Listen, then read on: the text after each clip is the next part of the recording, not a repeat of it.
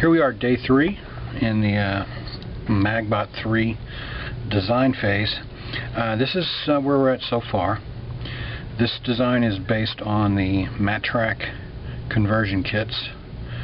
And tonight what we're going to try to do is finalize the placement of this road wheel right here. We're going to trim all the metal out, get rid of all the excess metal, and get our spacings all correct so that everything rolls nice and smoothly, everything's lined up nice and straight, and after that we might put a little power to it and see how it actually rolls. Once we finalize the track design, then we'll just build 3 more of them and figure out how to do the chassis, connect them all together. Starting to do some final assembly here. I'm replacing push rivets with the actual screws, these nylock screws. As you see, I'm putting a lot of parts into a very small space. If you notice on the bearing blocks, I've cut bearing blocks down from the 3-hole standard size bearing block to 2 bearing blocks right here. I'm also snaking these standoffs in between that bearing block right there, and I had to trim the inside of the bearing block out so that the standoffs will fit down in there. This bearing block right here is going to be the main pivot point. This back axle, this is the back axle right there, and here's the motor, the way that the motor's mounted. Now, one thing that I have changed is I'm going to remove the clutch, which goes right here, and I'm going to go ahead and put a collar right in there, and that is going to keep the axle from actually pulling out. So there's a lot of stuff going on inside very, very confined space. We're going to see how it goes. What we have here now is getting close to being able to put this thing together. We've put the road wheel on. The road wheel is attached with a little section of that C-channel right here, and it is slotted in the main assembly here, so it can be adjusted up and down to adjust for track stretching. We've got the standoffs right here. We have cut the bearing blocks down because we've got so many things going into such a small, compact space. So the way this is going to assemble is motor slides in like that, and bearing block then goes on like that,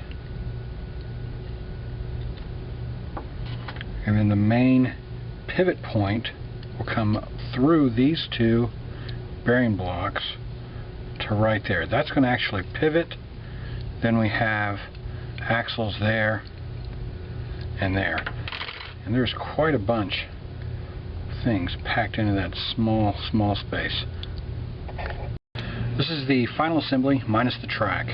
This is the outside of the track, and notice how nice and clean it is. There's no screws or collars or anything on the outside. Nice and clean.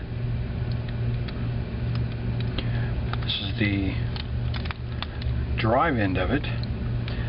Notice all the shafts are trimmed flush. You don't see any shafts protruding. Just a simple little angled bracket is all I've gone with right now for the road wheel, and the road wheel can be adjusted up or down to compensate for any stretching that may occur. So that's nice and clean.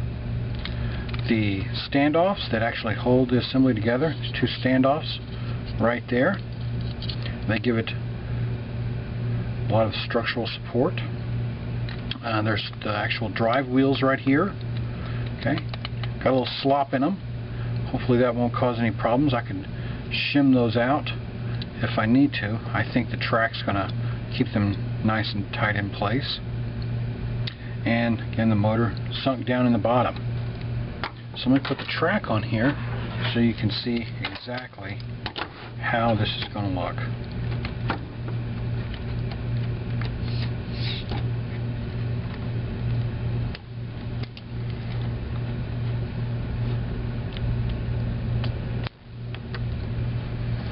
So there we go.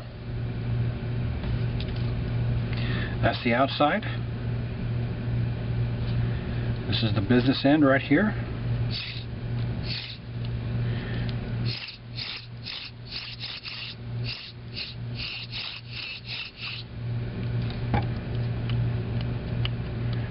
Any slop is not going to be a problem with the drive wheels. And the pivot assembly, which is going to be right through there, all supported with bearing blocks, so it will be able to go up to an obstacle and pivot up.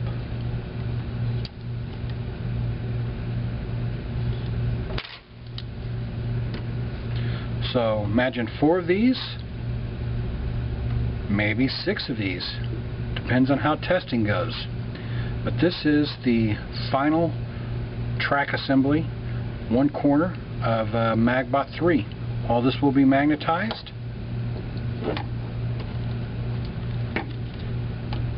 Very light, very simple, do not require any custom parts, do not require